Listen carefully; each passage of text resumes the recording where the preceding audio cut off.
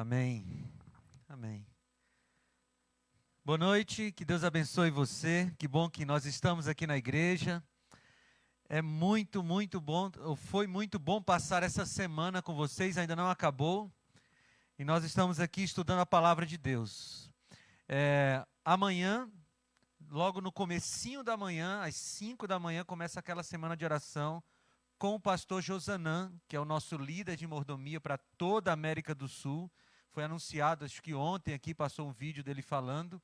Então não esqueça, 5 da manhã, você está lá na sua casa, na sua cama mesmo, liga lá o seu celular e assiste essa semana. Vamos orar juntos para que a gente possa crescer espiritualmente sempre.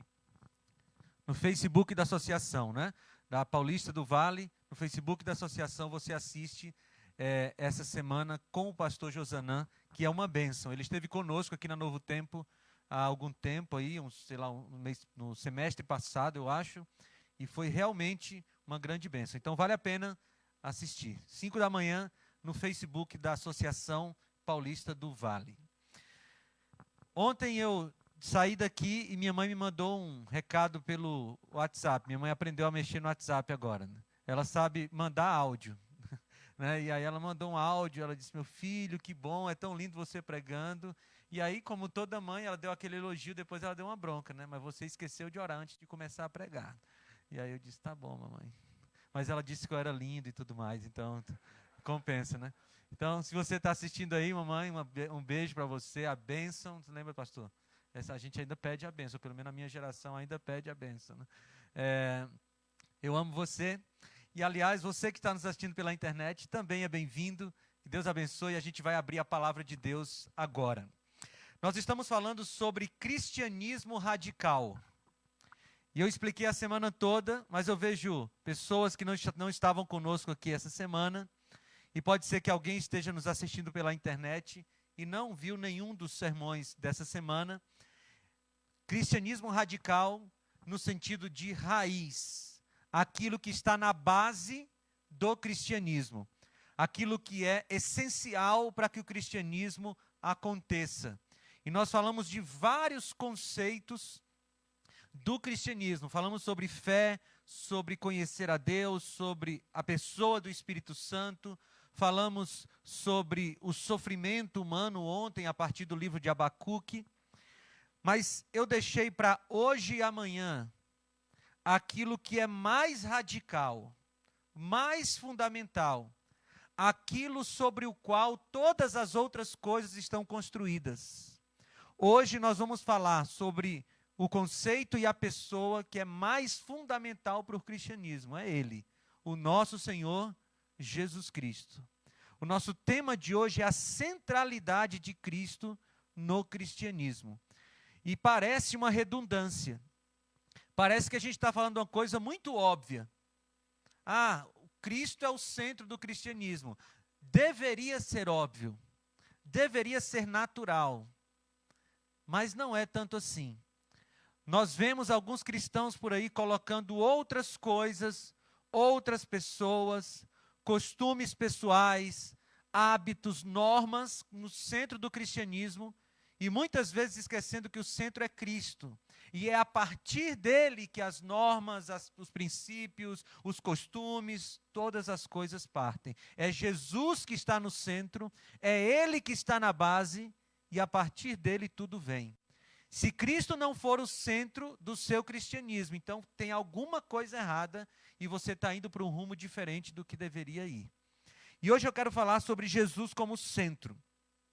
E eu quero falar a partir do capítulo 6 do Evangelho de João. Abra sua Bíblia no capítulo 6 do Evangelho de João. E para minha mãe não brigar comigo de novo hoje, nós vamos orar agora antes de lermos a Bíblia, tá? João capítulo 6. João capítulo 6. Deixe sua Bíblia aberta aí. Feche seus olhos e vamos orar. Senhor Deus, muito obrigado, Pai, porque nós temos a Bíblia diante de nós. E mais uma vez eu te peço, Senhor, que o Senhor fale conosco através da Tua palavra. Deus, ilumina a minha mente, para que eu possa expor a tua palavra da maneira que o Senhor quer que seja exposta. E também, Senhor Deus, ilumina a mente de cada uma dessas pessoas que me assistem, que me ouvem, para que a mente delas também estejam prontas para receber a tua palavra. Nós te pedimos em nome de Jesus. Amém. João capítulo 6 é um capítulo tremendo, fantástico. É um capítulo que eu gosto muito. E é um capítulo muito rico, e a gente não tem tempo de tratar sobre todos os temas de João capítulo 6 aqui. Mas tem um tema que perpassa todos os 70 versículos do capítulo 6, que é a centralidade de Jesus Cristo. Vocês vão perceber comigo que Jesus fala sobre ele como sendo o mais importante no cristianismo aqui no capítulo 6. O capítulo 6 é bem interessante, porque ele começa com uma multidão se aproximando de Cristo. E ele termina com uma multidão deixando Cristo. No capítulo 6, acontece a primeira sacudidura da era cristã. O capítulo começa com a multidão se aproximando de Jesus, uma multidão ouvindo Jesus, e o capítulo termina com a multidão rejeitando ou deixando Jesus. O capítulo começa com Jesus sendo aclamado. Ele multiplica pães e peixes e as pessoas querem torná-lo rei. E o capítulo termina com Cristo sendo rejeitado. É um capítulo cheio de contrastes. E no centro desse capítulo está a questão da adoração a Cristo. Eu vou tentar fazer um resumo do que acontece, do que está acontecendo aqui nesse capítulo, para que a gente possa chegar na parte final dele, que é onde eu quero me deter com mais atenção. O capítulo 6 começa com a primeira multiplicação dos pães e peixes. Jesus estava pregando, e ele passou o dia inteiro pregando, e as pessoas não iam embora. E eu fico impressionado com Jesus, porque eu paro para pensar na nossa vida de pregadores. Imagine se eu ou o pastor Ezequias convidássemos vocês para que a gente amanhã começasse o culto lá, pode ser às 9. Então nós vamos começar a pregar o dia inteiro, das 9 até às 5, sem parar. A gente vai parar assim só para revezar. Eu paro, ele continua, eu paro, e a gente vai pregando das 9 às 5. E alguém está pensando e dizendo assim já na sua mente, misericórdia. Para que isso tudo? Mas realmente é misericórdia, porque ouvir qualquer ser humano por horas e horas e horas e horas, olha, tem que ser um orador assim, extraordinário. Mas Jesus pregou o dia inteiro. E as pessoas não iam embora nem para comer. E eu queria que você percebesse uma coisa. Lembra do garotinho que tinha 3 pães e 2 peixes? Eu sempre me confundo com esses números. Mas 3 pães e 2 peixes? 5 pães e 2 peixes. Né? 5 pães e 2 peixes. Minha mãe contava essa história para mim na infância. 5 pães e 2 peixes, mamãe. 5 pães e 2 peixes. Vai outro puxão de orelha quando terminar o culto hoje. 5 pães e 2 peixes. Você percebeu que ele, no final do dia, quando ele foi procurado, quando Filipe levou ele para Jesus, ele não tinha tocado nos 5 pães e 2 peixes, ainda estava com ele. Eu não sei se ele tinha mais pães e peixes, mas aqueles 5 pães e 2 peixes estavam com ele no final do dia. A impressão que a gente tem é que ele passou o dia ouvindo Jesus e nem fome ele sentiu. Mas chegou um momento que Jesus disse, olha, esse povo precisa comer. E acontece todo aquele episódio, os discípulos dizem, olha, não tem como comprar comida para esse povo todo, tem que despedi-los para que eles possam comer na cidade mais próxima. E Jesus diz, não, nós vamos alimentá-los. E aí Jesus faz a oração, distribui os pães e os peixes, e sobram 12 cestos, um para cada discípulo, só para provar que eles não tinham realmente fé em Jesus, mas Jesus mostrou que mesmo com a pouca fé que eles tinham, ele fez um milagre. A Bíblia diz que naquele momento, as pessoas queriam aclamar Jesus como rei. No versículo 14 do capítulo 6 diz, depois de ver o sinal milagroso que Jesus tinha realizado, o povo começou a dizer: sem dúvida este é o profeta que devia vir ao mundo. E aí no 15 diz: sabendo Jesus que pretendiam proclamá-lo rei à força, retirou-se novamente sozinho para o monte. Eu queria que você parasse para imaginar aquela cena. A multidão estava agitada, a multidão estava empolgada, porque eles esperavam o Messias político há muito tempo. O povo de Israel ali, os judeus, estavam massacrados pelos romanos, eles estavam dominados pelos romanos. E eles sonhavam com o tal do Messias político que viria libertá-los dos romanos. E quando eles viram um homem que curava as pessoas, que ressuscitava as pessoas, que multiplicava comida, eles disseram: é esse. Chegou a hora. Porque na luta contra os romanos, se um soldado morre, Jesus vai e ressuscita.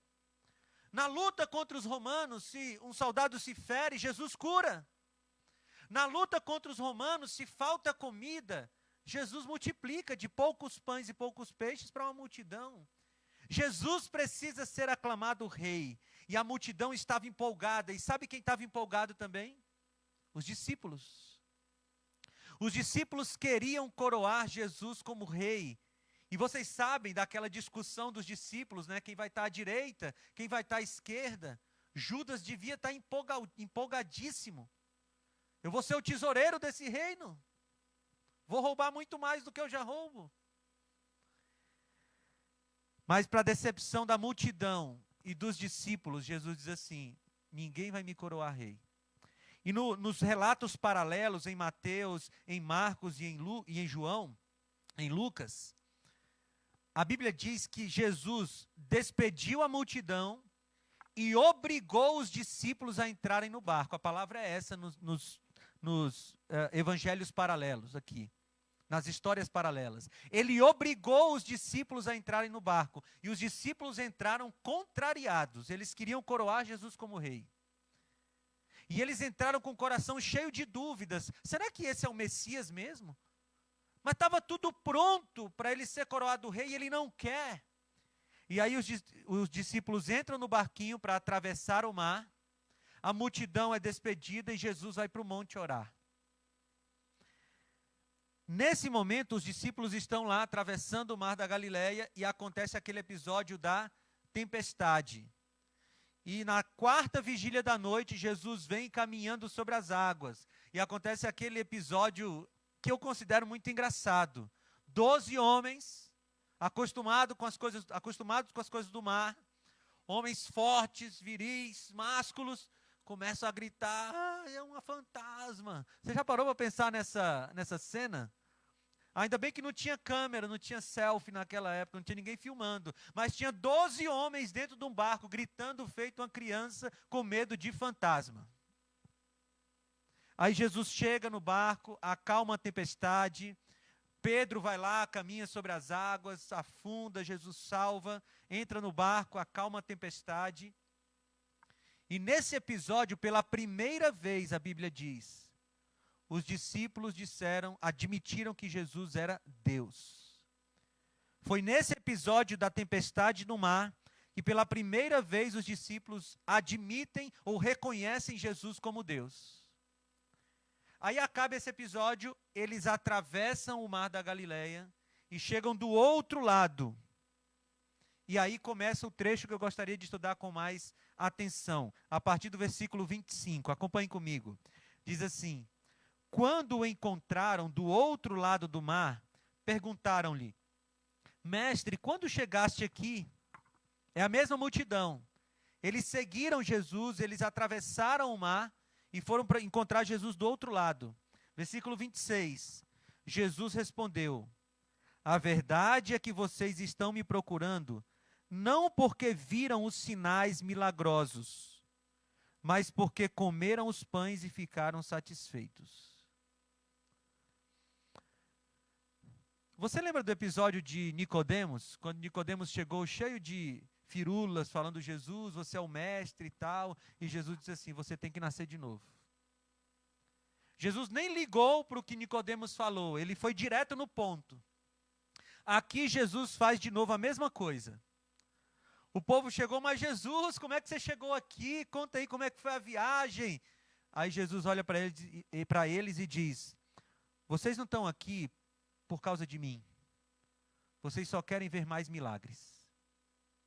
E a multidão começou a ficar assustada, porque Jesus começou a revelar para toda a multidão qual era a verdadeira intenção do coração da maioria daquelas pessoas. Aquelas pessoas não estavam interessadas em Jesus, na sua divindade, na sua messianidade. Aquelas pessoas estavam interessadas nos milagres que Jesus poderia fazer. E aí Jesus começa a repreender aquelas pessoas. E eles pedem, Jesus, a gente quer mais pão. Olha o versículo 28, então perguntaram-lhe, o que precisamos fazer para realizar as obras que Deus requer?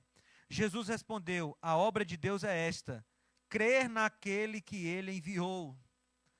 Se você ler todo o capítulo 6, é assim, ó, a multidão desviando o foco de sou eu o centro. Aqui nesses versículos que nós acabamos de ler, a multidão diz, como é que a gente sabe o que Jesus quer que a gente faça? O que Deus quer que a gente faça?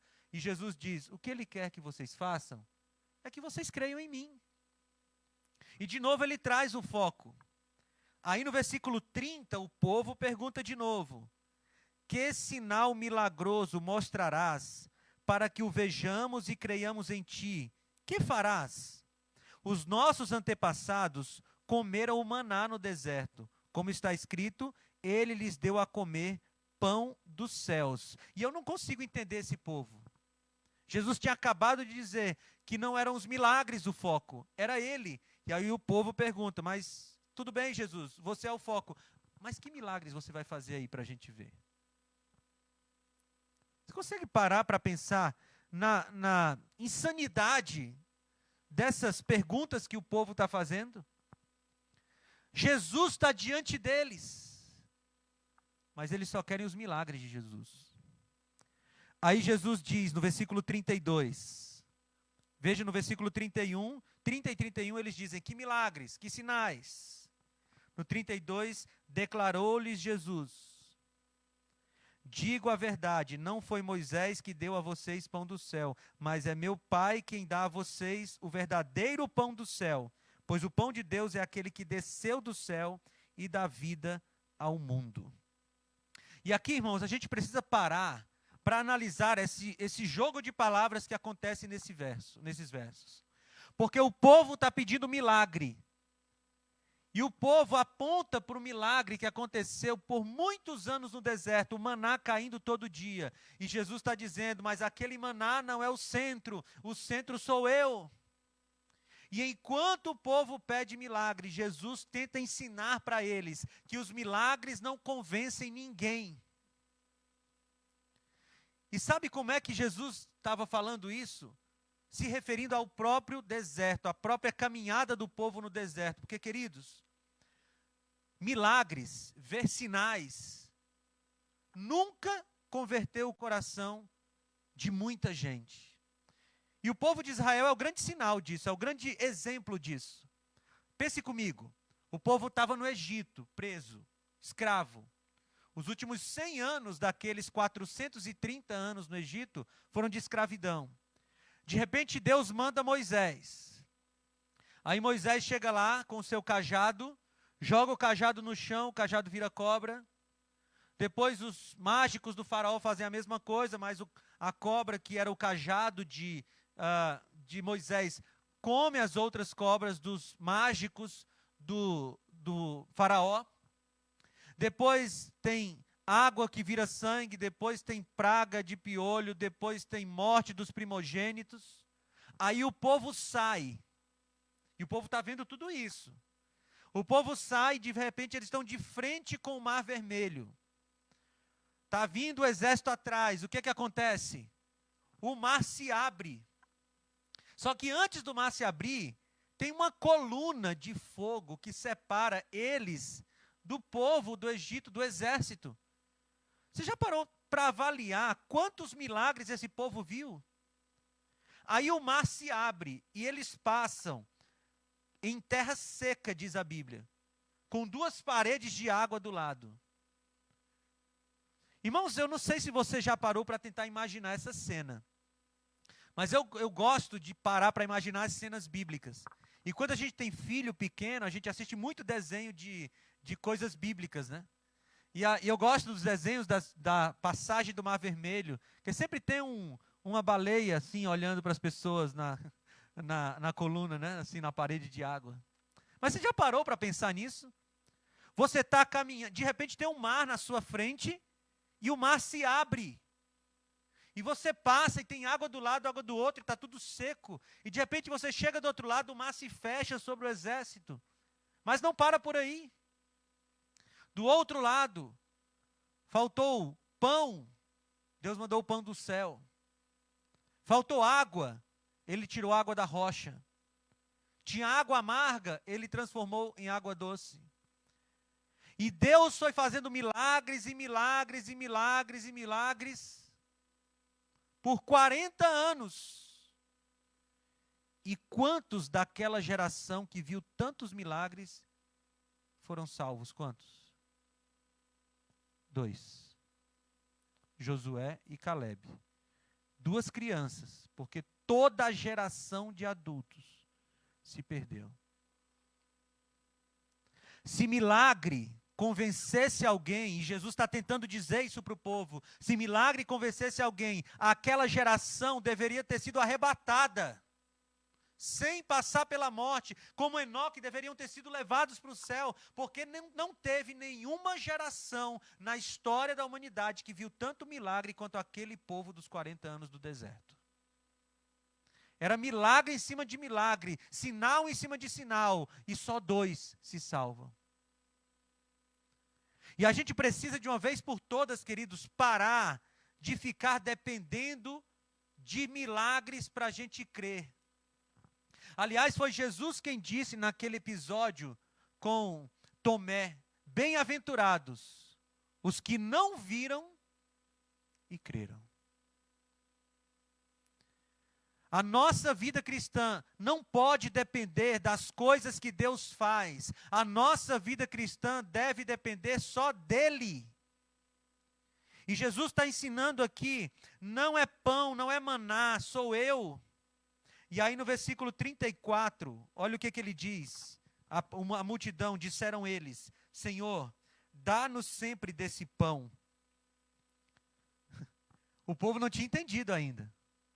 Jesus já tinha falado pelo menos umas 2 vezes: queridos, não é o maná, sou eu. Não é o maná, sou eu. E ele diz: Senhor, eles dizem: Senhor, a gente quer maná de novo. Faz um milagre, faz descer um pão do céu aí. O Senhor multiplicou o pão ontem, mas hoje, em vez de multiplicar, faz um milagre diferente aí. Faz descer pão do céu, vai ser legal. Aí Jesus é bem claro, 35 ele diz: Então Jesus declarou: Eu sou o pão da vida. Aquele que vem a mim nunca terá fome. Aquele que crê em mim nunca terá sede. Irmãos, às vezes eu olho para o povo do tempo bíblico e eu tenho a tentação de condená-los. Aí eu paro um pouquinho e olho para mim. E aí eu paro de querer condená-los. Porque o que está acontecendo ali? O povo estava com o pão do céu diante deles e eles queriam o pão da terra.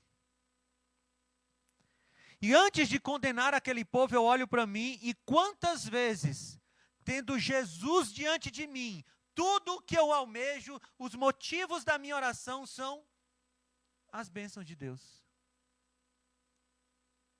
Pastor, o senhor está menosprezando as bênçãos de Deus? Diante de Jesus, sim. Porque qualquer coisa diante de Jesus deve ser menosprezada, inclusive as bênçãos de Deus, que são menos importantes do que Ele. E quantas vezes nas minhas orações, tudo que eu peço são as bênçãos dEle e não Ele. Quantas vezes nas minhas orações o meu maior interesse é no que Ele pode fazer por mim, em vez de ser Ele o meu maior interesse? E o povo queria pão, queria milagre. O povo estava com o pão do céu diante deles e queria o pão da terra. Querido, sabe o que estava acontecendo naquele dia lá na praia? O povo estava mais interessado nos benefícios de Cristo do que no próprio Cristo. O povo estava mais interessado no que Jesus poderia fazer por eles do que no relacionamento que eles deveriam ter com Jesus. E aí Jesus começa um discurso bastante duro. E eu queria ler a última parte do discurso de Jesus, a partir do versículo 49. Pega a sua Bíblia, a partir do versículo 49. Vamos ler a partir do 48. João 6, a partir do versículo 48. Olha o que Jesus está falando. Eu sou o pão da vida. Os seus antepassados comeram o maná do deserto, mas morreram. Todavia, aqui está o pão que desce do céu, para que não morra quem dele comer. Eu sou o pão vivo que desceu do céu. Se alguém comer desse pão, viverá para sempre. Este pão é a minha carne, que eu darei pela vida do mundo. Então os judeus começaram a discutir exaltadamente entre si: como pode esse homem nos oferecer a carne para comermos? Jesus lhes disse: eu digo a verdade, se vocês não comerem a carne do Filho do Homem e não beberem o sangue, não terão vida em si mesmos. Todo aquele que come a minha carne e bebe o meu sangue tem a vida eterna, e eu o ressuscitarei no último dia, pois a minha carne é verdadeira comida e o meu sangue é verdadeira bebida. Todo aquele que come a minha carne e bebe o meu sangue permanece em mim e eu nele. Da mesma forma como o Pai que vive me enviou e eu vivo por causa do Pai, assim aquele que se alimenta de mim viverá por minha causa. Este é o pão que desceu do céu. Os antepassados de vocês comeram o maná e morreram. Jesus repete. Mas aquele que se alimenta deste pão viverá para sempre. Ele disse isso quando ensinava na sinagoga de Cafarnaum. Você conseguiu entender o que Jesus estava dizendo aqui, né? De novo, essa é a terceira ou a quarta vez que Jesus diz: tirem o foco do maná. Porque aquele pão, ele se destruía. E quem comia aquele pão morria. Eu estou aqui para oferecer para vocês o pão vivo que desceu do céu. Aquele que quando você come, você não morre mais. Ei, multidão, parem de ficar olhando para as coisas que Deus dá e comecem a olhar para Deus. Ei, multidão, parem de ficar pedindo maná, porque aqui está o pão do céu. Que mensagem linda, não é? Mas a multidão não achou. Olha o versículo 60. Ao ouvirem isso, muitos dos seus discípulos disseram: dura é essa palavra, quem pode suportá-la? E aí no versículo 66 diz assim: daquela hora em diante, muitos dos seus discípulos voltaram atrás e deixaram de segui-lo. Irmãos, para mim esse é um dos momentos mais tristes do Evangelho. Porque diante de Jesus, diante do discurso de Jesus, o povo, em vez de abrir o coração para receber o pão do céu, eles dizem assim: não vai ter pão? Não vai ter maná? Não vai ter milagre? Então não quero conversa contigo, vou embora. Queridos, isso aqui é de cortar o coração, e eu tenho certeza que o coração de Jesus ficou cortado naquele dia, porque tinha uma multidão de discípulos. Não era qualquer pessoa, era gente que seguia Jesus já há algum tempo. mas que nesse momento aqui foi confrontado por Jesus, foi confrontada por Jesus. Parece que Jesus já estava ficando sem paciência ao ver um povo que só estava interessado no que ele poderia oferecer, mas não estava interessado nele. E aí Jesus diz, olha, não vai ter milagre. E eu gosto de pensar que muitas vezes Jesus olha para a gente e diz a mesma frase: não vai ter milagre. Jesus, mas eu estou precisando. Você acha que está precisando? Não vai ter milagre. E a multidão achava que precisava de pão. E Jesus está dizendo, vocês não precisam desse pão, vocês precisam de mim. Não vai ter milagre. E sabe o que é que o povo fez? Diante do pão vivo, que era Jesus, eles disseram, se não vai ter pão, se não vai ter maná, se não vai ter mais milagre, nós não queremos conversa contigo, Jesus. Tchau.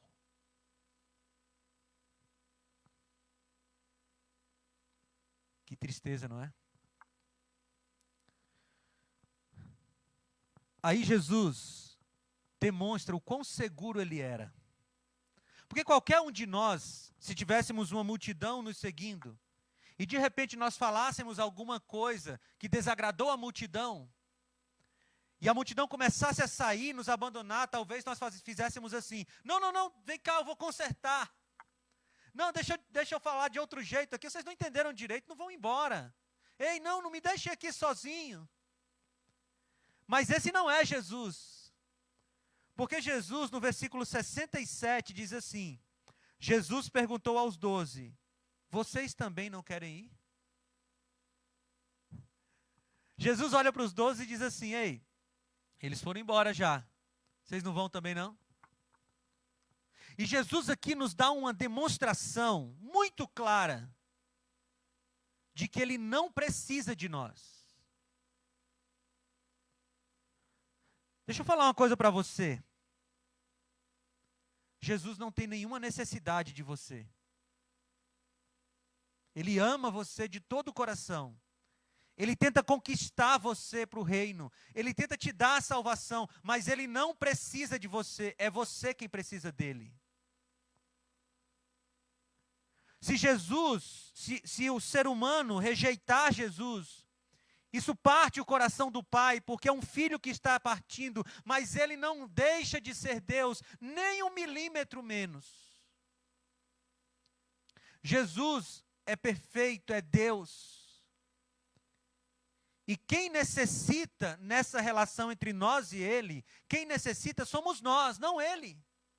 E Jesus olha para os discípulos e diz assim, para os 12, os outros já foram embora, vocês não vão? Jesus está dizendo, eu só quero comigo gente que tem interesse por mim, mais do que pelas minhas bênçãos. É lógico, queridos, que eu não estou dizendo que nós não devemos nos alegrar com as bênçãos de Deus.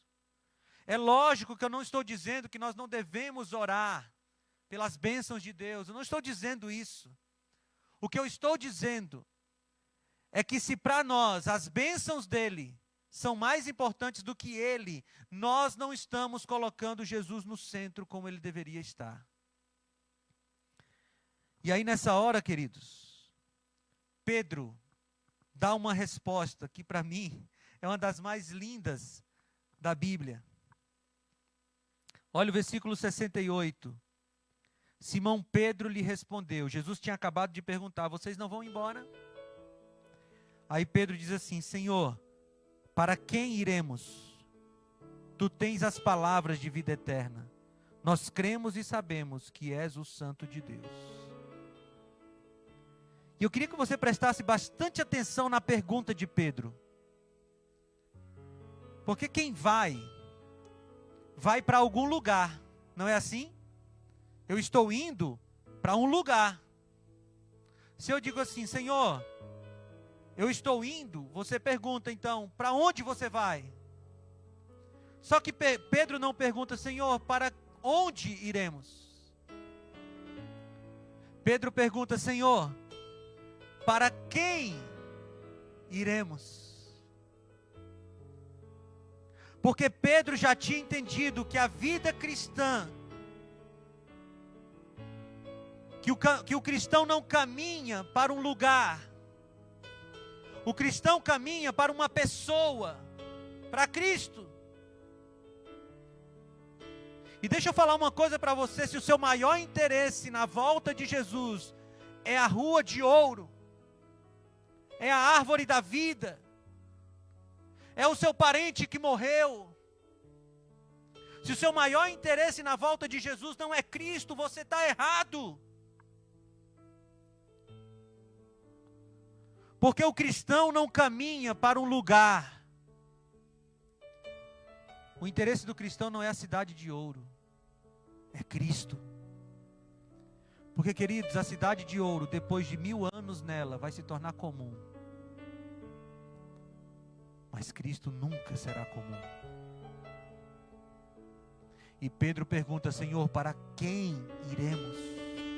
Tu tens as palavras de vida eterna, Tu és o Santo de Deus. Pedro está dizendo: Senhor, é o Senhor que importa. Nós não vamos embora. Não tem milagre, não importa, nós vamos ficar, porque o Senhor está aqui e o Senhor é o maior milagre. O centro é Cristo. E eu quero te fazer algumas perguntas agora, para você meditar. Se Jesus não te der mais nenhuma bênção daqui para frente, você vai continuar com Ele? E se Ele disser não para todas as suas orações daqui para frente, você continua com Ele? Você ama Cristo? Ou você ama as bênçãos de Cristo? Você ama a Deus? Ou você ama as bênçãos de Deus? Quando foi a última vez que você agradeceu a Deus por Ele? Ponto. Sabe, eu avalio demais as minhas orações. E quantas vezes eu oro pedindo coisas de Deus e não peço Deus? E parece que nós, seres humanos, ficamos muito satisfeitos se a gente tiver todas as bênçãos dele, sem Ele. Nós precisamos entender de uma vez por todas que quem tem Cristo e não tem nada, na verdade tem tudo. E quem tem tudo, mas não tem Cristo, na verdade não tem nada. É Ele. Então eu vou te perguntar: se Ele não te curar, você vai continuar com Ele? Se Ele não salvar teu filho, você continua com Ele? Se Ele disser não para o que você mais quer na vida, você continua com Ele? Cristo é o centro, é Ele que importa. O João Paulo vai cantar um hino agora, e é mais um sermão. Esse hino eu gosto demais. Eu queria que você prestasse muita atenção na letra do hino. Mas hoje eu tenho um apelo que precisa ser público, não por causa de mim, mas porque tem um universo espiritual ao nosso redor que precisa saber quem é o centro da sua vida. João Paulo pode vir. E enquanto João Paulo canta, se você quer dizer assim: Jesus, eu entendi, e a partir de hoje eu quero amar mais o Senhor do que as suas bênçãos. A partir de hoje, Senhor, se o Senhor me disser sim, eu te amo. Se o Senhor me disser não, eu te amo. Se o Senhor colocar uma cerca ao meu redor e nenhuma doença me atingir, eu te amo. Mas se eu for acometido das piores doenças do mundo, eu continuarei amando. Se meus filhos crescerem e envelhecerem ao meu lado, eu te amo. Se eu os perder tragicamente enquanto crianças, eu ainda amo. Senhor, o Senhor é o principal. O Senhor é o centro. Se você quer falar isso para Jesus, enquanto o João Paulo canta, vai ficando em pé no teu lugar, em espírito de oração, falando para Ele: Senhor, eu te amo mais do que as tuas bênçãos.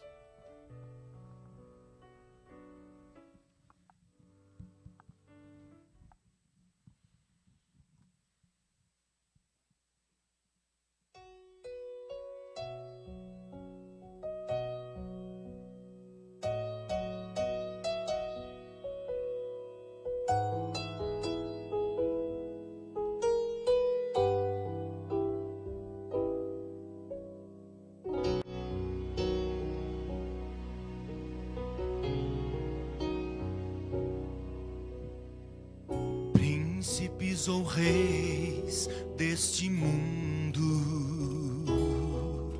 jamais com eles eu falei, mas eu sei de um rei de paz e de amor, que o mundo em suas mãos ele tomou. Conheço a Cristo, o Rei dos Reis que me ama. Tenho a Cristo, Príncipe da paz que vive em mim. Mestre Santo, meu amigo aqui, eu sei.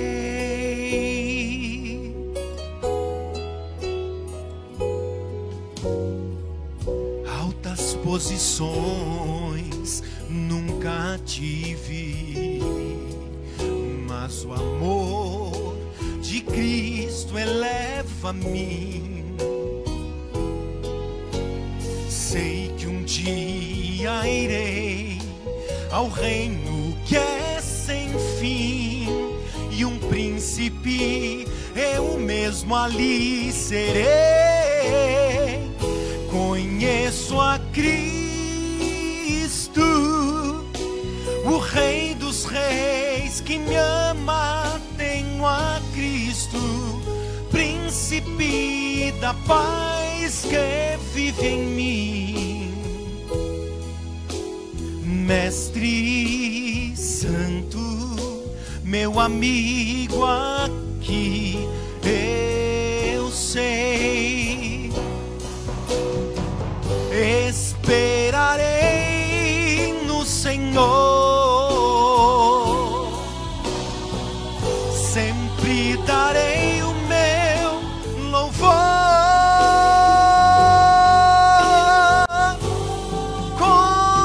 Conheço a Cristo, o Rei dos Reis que me ama. Tenho a Cristo, Príncipe da paz que vive em mim. Mestre Santo, meu amigo aqui, eu sei.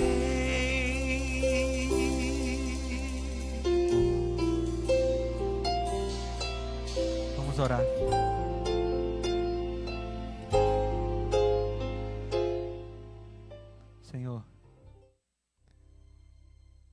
Senhor, nos perdoa porque a gente tem um amor interesseiro, Pai. Nos perdoa, Senhor Deus, por tantas vezes que nós estávamos mais interessados nas Tuas bênçãos do que em Ti. Deus, nós entendemos através da Tua palavra hoje que nós precisamos caminhar todo dia para uma pessoa, para Jesus. Nós precisamos todos os dias, Senhor, querer mais a Cristo do que as bênçãos de Cristo. Deus, por favor, Senhor, nos ajuda, porque nós só conseguimos isso com a Tua ajuda. Nos te amar, incondicionalmente. Mesmo, Senhor, que nós não tenhamos mais nenhuma bênção, Senhor. Nos ajuda a continuar te amando, a tendo o Senhor como centro e como o que nós temos de mais importante. Nós te pedimos em nome de Jesus. Amém, Senhor. Amém.